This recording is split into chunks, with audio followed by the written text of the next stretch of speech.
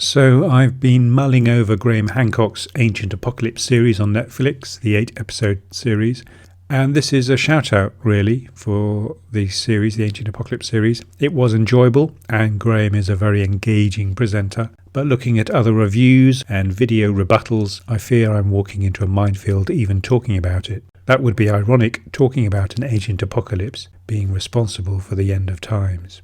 The 8 episodes has Graham in different parts of the world, bringing different theories into a grand unifying theory that there was a great global cataclysm, including this great flood, that changed the world and an old human civilization was quite literally swept away. And now, as a result, we are a species with amnesia. Graham argues that we have lost the knowledge from and the awareness of that ancient advanced civilization, and mainstream modern sciences largely aren't interested in digging deeper. Graham proposes that survivors of the advanced civilization travelled the world and tried to reboot civilization, sharing knowledge of the night sky, agriculture, building techniques, whether it be stone, megalithic structures or pyramids.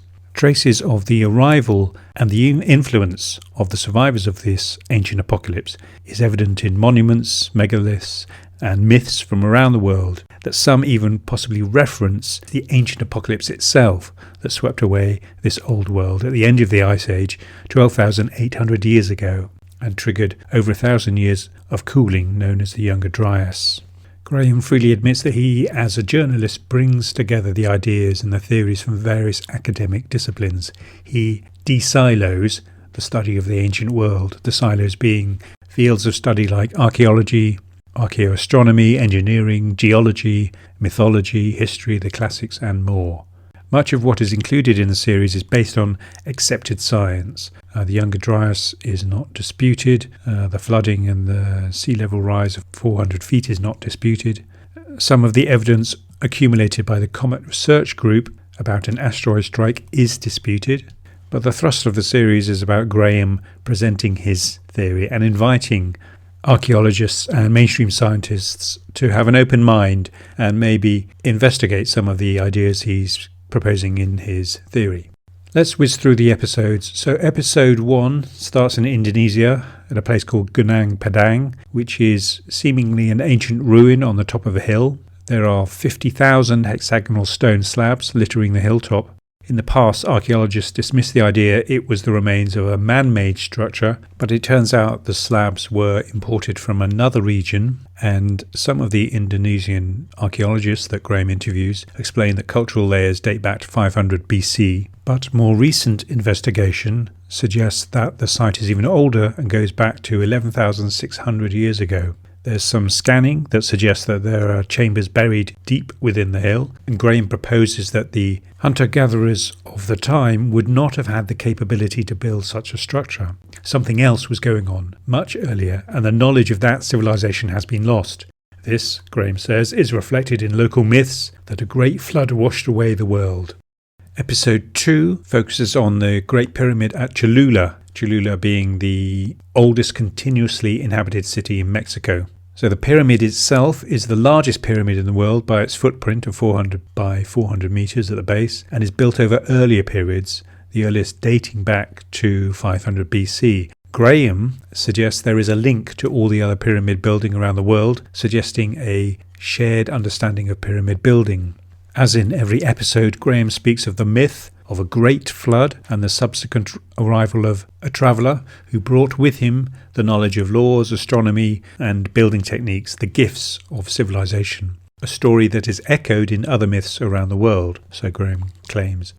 Episode 3, we're in Malta, and Graham proposes that the megalithic temples of Malta have a far older origin story and are night sky observatories, with the oldest being Gigantea.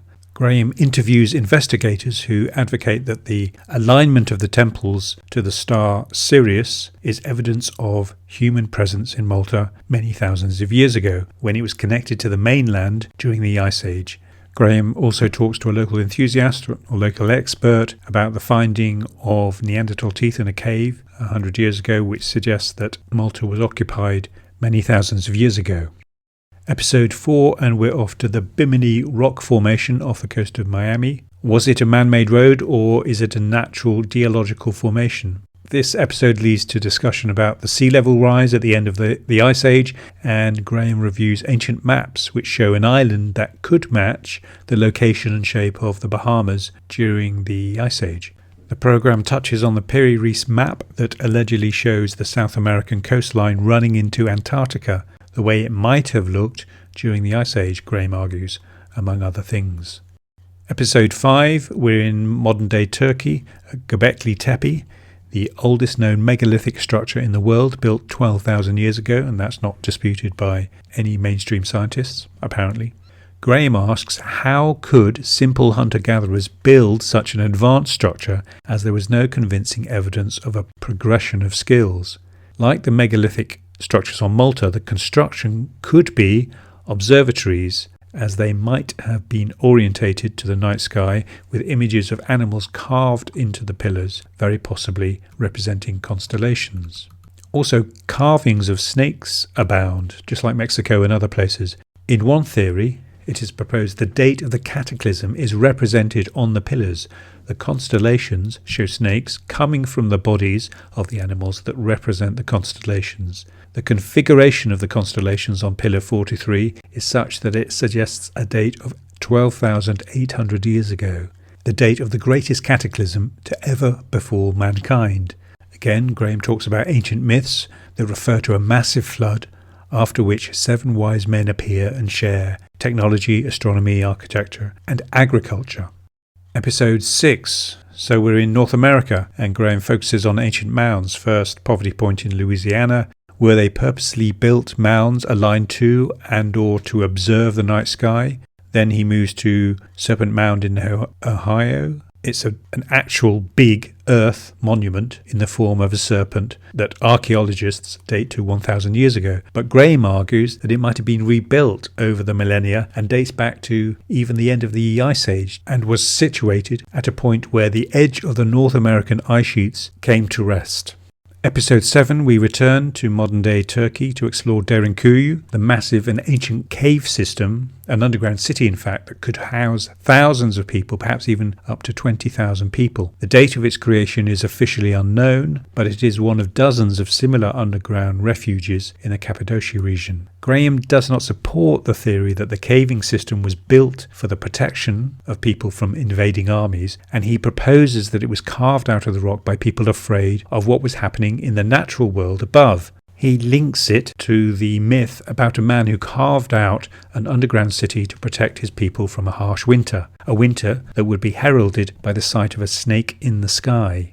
Episode 8, we're back to North America, and Graham interviews Randall Carlson about the apocalyptic flood of the Younger Dryas that carved out the Channel Scablands. The whole area is evidence of one massive, sudden flooding event rather than the 80 or so smaller flooding events over a few thousand years, which is the view of the current mainstream scientists. Graham also profiles the scientific work of the Comet Research Group that has found platinum and iridium in a black mat soil layer dating to 12,800 years ago at the place called Murray Springs near the southern border of the United States. Iridium is an element that, if found in the right quantities, suggests a cosmic impact. Evidence has also been found, so say the Comet Research Group, in other sites across North America, Europe, and even in Syria.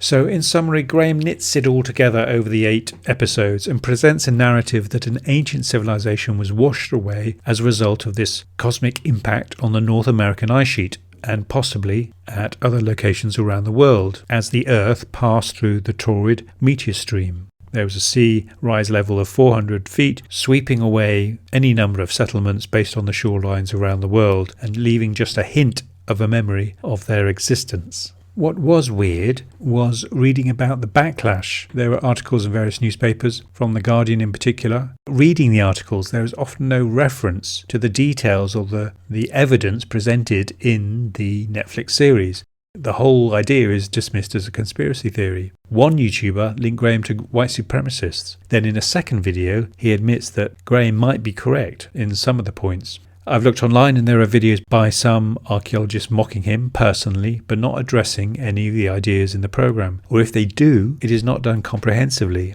nor do some of the archaeologists refer to the work of other researchers and scientists interviewed in the programme.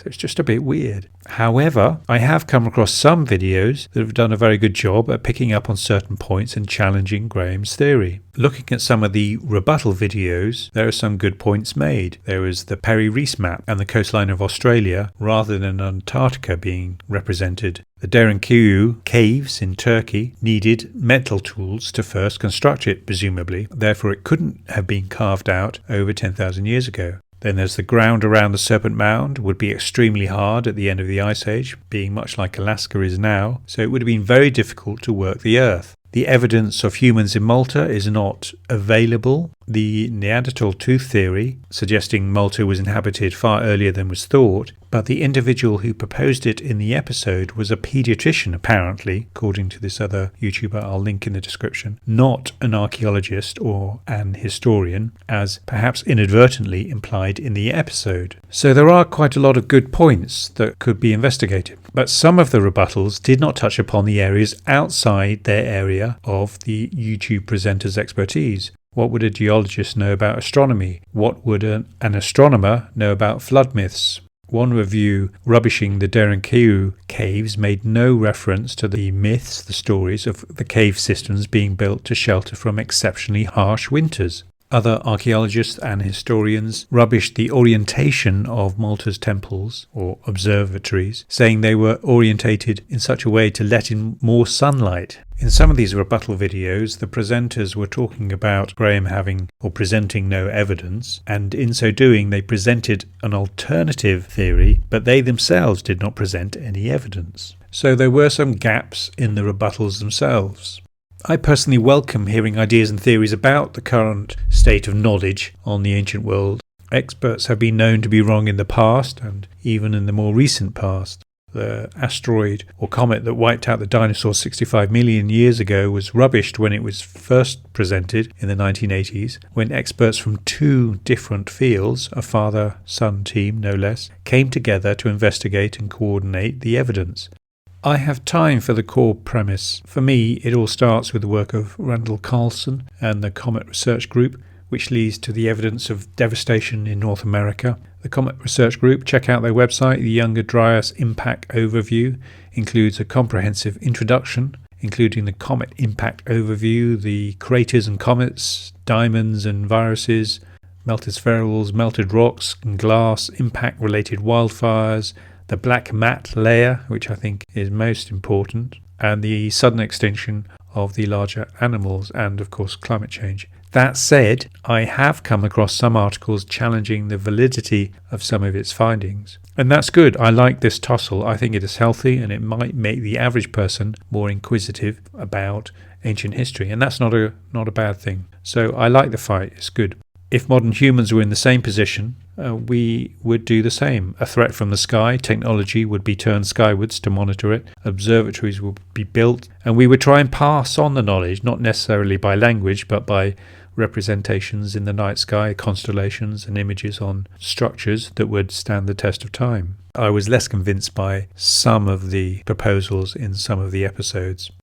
So, is there another series, Netflix? Sure, I hope so, to cover Egypt, of course, but Graham has said he's been banned from Egypt. I'd like to see an assessment of old technology, drilling technology, the Serapeum in Egypt, the Baalbek, huge stones, the Antikythera mechanism, the wall and terrace buildings in Central and South America, the settlements, civilizations in Amazon that have been found by LiDAR more recently, the flooded coastal areas. You could have some bits on the Egyptian Hall of Records, the Book of Berossus, and of course more Randall Carlson and his sacred geometry. I'll put a few links in the description referring to some of the rebuttal videos. Otherwise, good stuff, Netflix. Keep it up and let the fighting commence in the comments.